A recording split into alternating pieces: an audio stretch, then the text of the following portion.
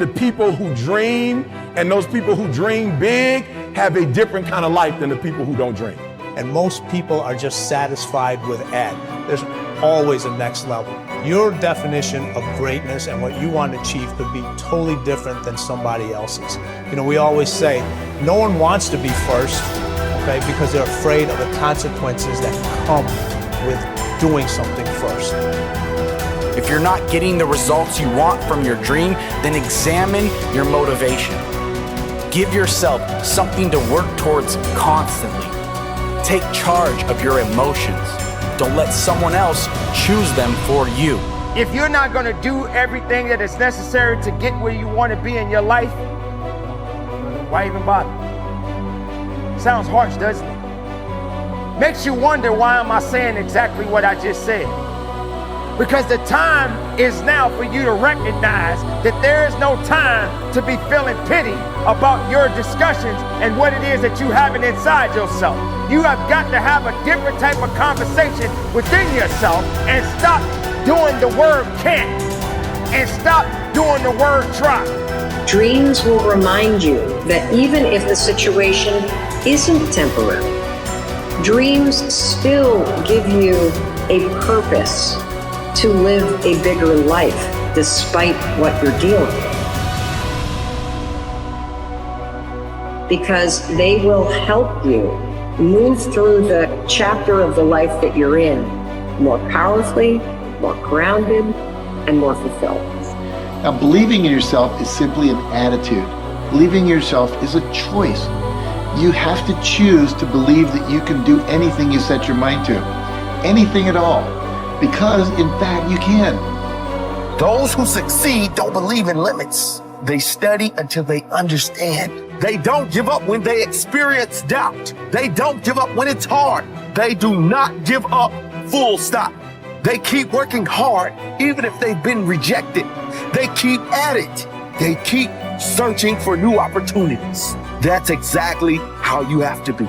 Life is hard, and you'll never get far if you limit yourself in anything you do. Stop wasting your time making excuses and blaming other people. You need to set goals and pursue them, but you gotta set goals and create pressure and get some support until you get there. And the worst thing you can do is let yourself off the hook. And that's what excuses do. You let yourself off the hook. When you set a goal, when you have a dream, when you have a vision, don't you ever let yourself off the hook. And start now. Start believing, start dreaming, and create the life and the person that you really want to see. Most people go through life never discovering what their talents are. Most people never develop their talents. They have skills and abilities, but if you don't nurture them, if you don't develop them, they will never serve you. Your gifts can take you many places if you develop your gifts. Most of us don't like to do those things that come easy to us. I've always loved to talk to people. I decided, taking this advice, to develop my skills as a speaker.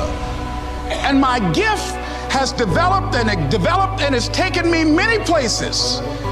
You have something that you brought to the universe. And that if you decide that my life deserves my developing this, what I do well, and becoming the best at it, and mastering myself, and seeing what I have within me, if you decide to drop your buckets where you are and develop your gifts, I grant you, you'll never ever be without. I grant you that your gifts will take you places that will literally amaze you. I grant you that if you begin to work to develop your gifts, you'll develop a strong sense of happiness. You'll get a larger vision of yourself, because part of beginning to get a larger vision of yourself, all of us need some area of our lives where we can have a feeling of competence. That people know when they think about this area, that's something you do. That you eat and sleep that. And that you do that. You do that. And people know it. And you know it. And you know that you know that you know this. If you don't know anything else, you know this. Can you tell I know what I'm doing? Oh, hell no. You know this. So you've got to work on it. When other folk are having a good time, you've got to have the strength of character to concentrate, to read, to digest information.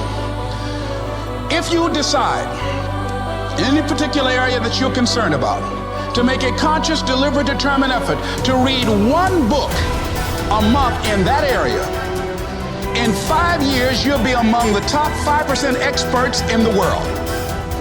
I read a minimum of 2 books a week. The average American reads only 1 book a year.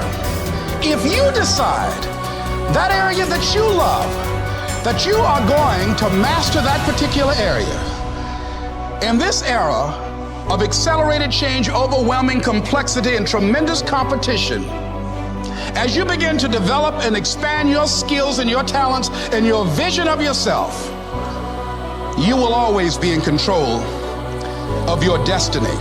It is in the nature of things that some people will be more successful and happier than others. Some people will make more money, have better lives, enjoy greater fulfillment and satisfaction, have happier relationships, and contribute more to their communities.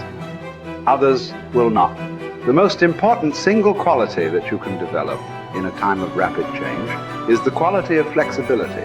The opposite of flexible thinking is fixed or mechanical thinking.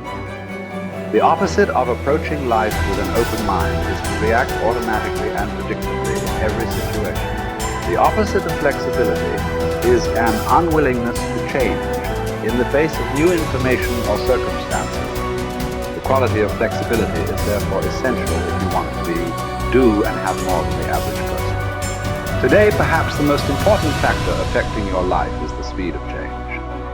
We are living in an age where change is taking place at a faster rate than ever before in human history. And if anything, the rate of change is increasing, year by year. Change today is not only faster, but it is also discontinuous, not following a straight line, but starting, stopping, and going off in unpredictable directions. Change is coming at us from all sides in so many different ways that it is often impossible to anticipate what might happen next. By its very nature, change is unpredictable, often forcing us to scrap our very best plans and ideas overnight as the result of a completely new and unexpected development coming from a new and unexpected direction. As a result, we have to remain flexible in our thinking and in our possible courses of action. You must learn to say to remain flexible is, I made a mistake. It is amazing how much time, energy, and money is wasted because someone's ego is so large that they will not admit they have made a mistake, even one that is obvious to everyone around them. Once you say, I was wrong or I made a mistake, the issue is largely over. From then on, everybody can get on with resolving the problem or achieving the goal. But as long as a key person is unwilling to admit that he or she has taken the wrong course, everything comes to a stop. We have seen this repeatedly in national politics, where the failure of a single person to admit a mistake or blunder has led to tremendous waste of time and energy for everyone involved, and often for the entire nation. Here is the most important rule of flexibility. Be clear about your goal, but be flexible about the process of achieving it. Always be open to the influence of your superconscious mind. Remain sensitive to the possibility of serendipitous and synchronous events. Be open to ideas, inspirations, and inputs from other people. In the New Testament, Jesus said, you must become like a little child if you would enter into the kingdom of heaven. One interpretation of these words is that you must remain open-minded, flexible, calm, confident, and curious if you want to be able to recognize new opportunities and possibilities as they open up around you on your journey toward your goal.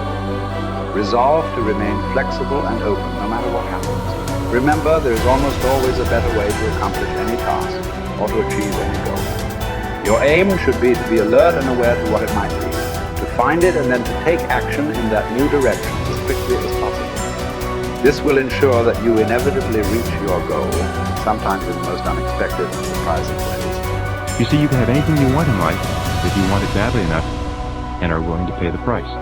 Now, the rules regarding the price of success are simple. There's just 2 of them. Number 1 is you always have to pay full price for success.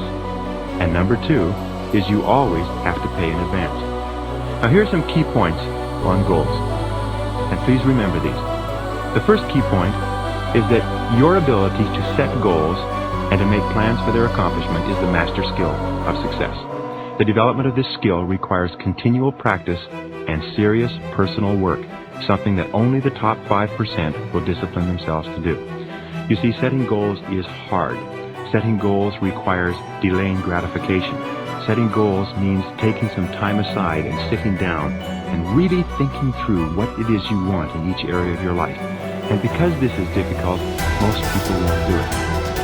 Number 2, your goals must be congruent with your basic values. Your self-esteem comes from engaging in activities and working toward goals that are consistent with what you believe to be good and right and important. Take some time to think through what you believe in, and then structure your goals in harmony with your innermost convictions. What are your basic values in life? What would you live for? What would you fight for? What would you sacrifice for? What would you die for? What are the most important things to you in life? And are your goals, are your daily activities congruent with those values? Now, one of the things we know about high-achieving men and women is that they're very clear about what it is they believe in. And one of the things that we know about underachievers and failures is that they're very vague about what it is they believe in. Because when you know what your values are, then it's quite easy for you to make the critical decisions in your life. But if you don't know what your values are, or if you've never taken the time to think them through, then you will toss with the wind and you'll go whichever way the wind blows on almost any area of decision. Fourth point in goal setting, you must have a major, definite purpose, one goal that is more important than any other. You can have many different goals, but you must have one goal which is number one. And many people ask me this question. They say, fine, can I have two major definite purposes? And the answer to that is no. There's a line in the Bible that says, a double-minded man is unstable in all his ways. And what it means is if you try to do two things at once, or you have two goals with equal priority, you will end up doing neither, and doing neither of them very well. The way you choose your major definite purpose is once you've listed all your goals, you ask yourself, which is the one goal, the accomplishment of which would move me more rapidly toward the accomplishment of all my other goals than anyone on this list?